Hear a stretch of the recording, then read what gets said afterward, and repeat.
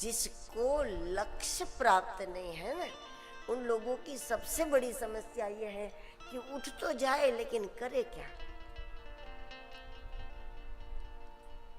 क्या करेंगे? 5 बजे उठ के क्या करेंगे? 4:45 बजे, 4:30 बजे वो क्या करेंगे? उठ के करे क्या?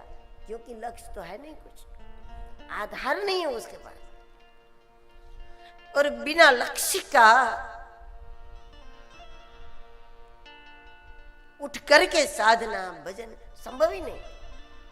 करे क्या?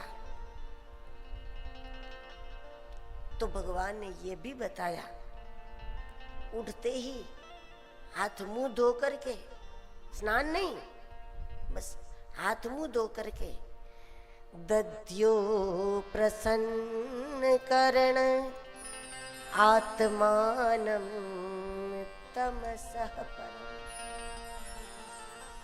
हाथ मुंह धो करके ही दुनिया को देखने के पहले, लोगों को देखने के पहले, संसार का व्यवहार देखने के पहले, कोई सांसारिक चर्चा आदि करने के पहले, किसी का भी चेहरा देखने के पहले द्वारिकाधीश कुछ मिनटों के लिए आत्म का अनुसंधान कर लेते हैं, स्वस्वरूप का अनुसंधान करके ध्यान लगा।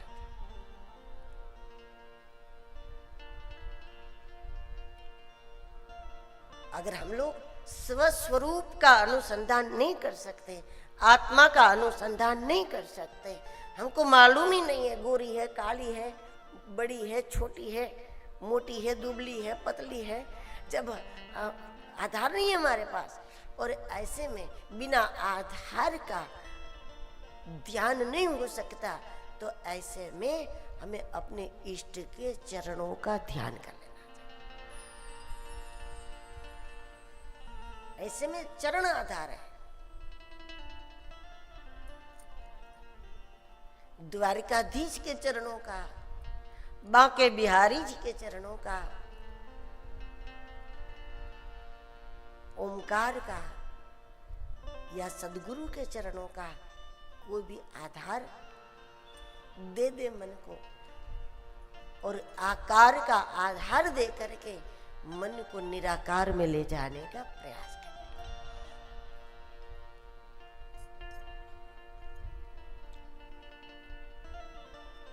स्नान बाद में होता है, भगवान पहले ध्यान करते हैं, उठते ही ध्यान करते हैं।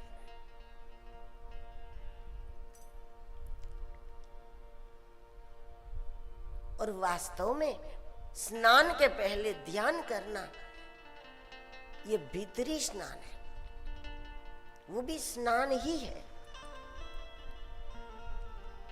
जिसे स्नान करते ही स्फूर्ति आ जाती है ना, उस प्रकार द्वारिकाधीश जब कुछ क्षणों के लिए आत्मा का अनुसंधान कर लेते, ध्यान करते हैं, तो दद्यो प्रसन्न करण आत्मानं तमसः परम्।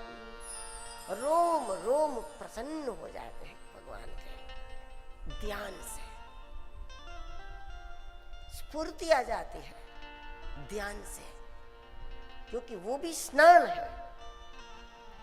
ध्यान भीतर का स्नान है, ध्यान आत्मा का स्नान है।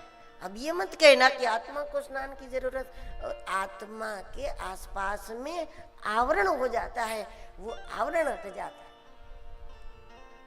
जैसे शरीर तो शुद्ध ही है ना, धूल लग जाती है आसपास से उड़ उड़ करके, मेल जम जाता है, वो तो अपने आप में शुद्ध है। उस प्रकार आत्मा अपने आप में विशुद्ध है,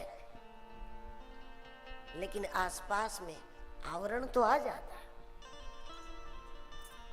संसार को देखा, संसार को सोचा, संसार का चिंतन किया, राग द्वेष किया, ये सब कुछ आवरण आ जाता है उसके आसपास। ध्यान आत्मा का स्नान है, सत्संग मन का स्नान है।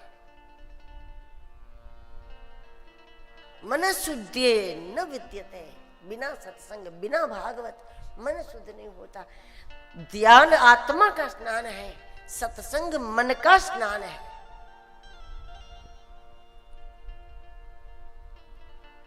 और जल से तो हम लोग शरीर का स्नान करते ही हैं।